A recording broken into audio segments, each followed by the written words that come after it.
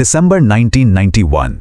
70 साल तक राज करने वाली दुनिया की सबसे बड़ी महाशक्ति अचानक नक्शे से मिटने वाली थी। विश्व युद्ध और अंतरिक्ष की रेस जीतने वाला देश आखिर ताश के पत्तों सा कैसे ढह गया, आइए समझते हैं। तो चलिए इसे समझते हैं। बाहरी चमक दमक के पीछे 80 के दशक का सच, भुखमरी और लंबी लाइनें थीं। यह विशाल संघ 15 गणराज्यों से बना था। इन सभी पर एक सख्त कम्युनिस्ट पार्टी का पूरा कंट्रोल था। हथियारों की होड़ और 1979 के अफगान युद्ध ने इस कमजोर इकोनॉमी को सचमुच पूरी तरह कुचल दिया था। मार्च 1985 में आए 54 वर्षीय ऊर्जावान नेता मिखाइल गोर्बाचेव। उनका एक ही लक्ष्य था, इस डूबते सिस्टम को बचाना। पहला कदम पेरेस्ट्रोइका यानी आर्थिक आजादी था, पर अचानक मिली इस छूट से पुराने सिस्टम में भारी अफरा-तफरी मच गई।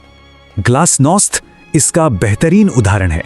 इस राजनीतिक खुलेपन से लोग पहली बार बिना डरे सिस्टम की खुलकर आलोचना करने लगे।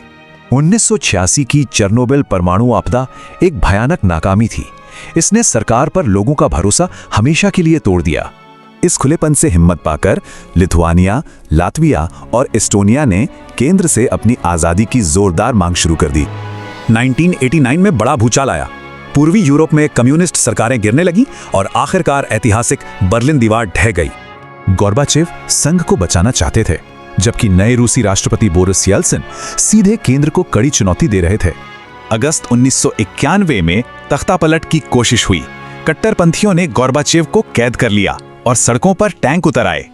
बोरिस येल्सिन ने सीधे टैंक पर खड़े होकर लोकतंत्र बचाया।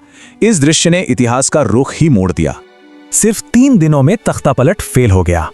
इससे कम्युनिस्ट पार्टी की बची खुची ताकत हमेशा के लिए खत्म हो गई। नतीजतन गणराज्यों ने तेजी से अपनी आजादी घोषित कर दी। केंद्र बिखर गया और गोर्बाचेव पूरी तरह शक्तिहीन हो गए। फिर दिसंबर में मुख्य गणराज्यों ने गोर्बाचेव को दरकिनार करके CIS नाम का एक नया स्वतंत्र संगठन बना लिया।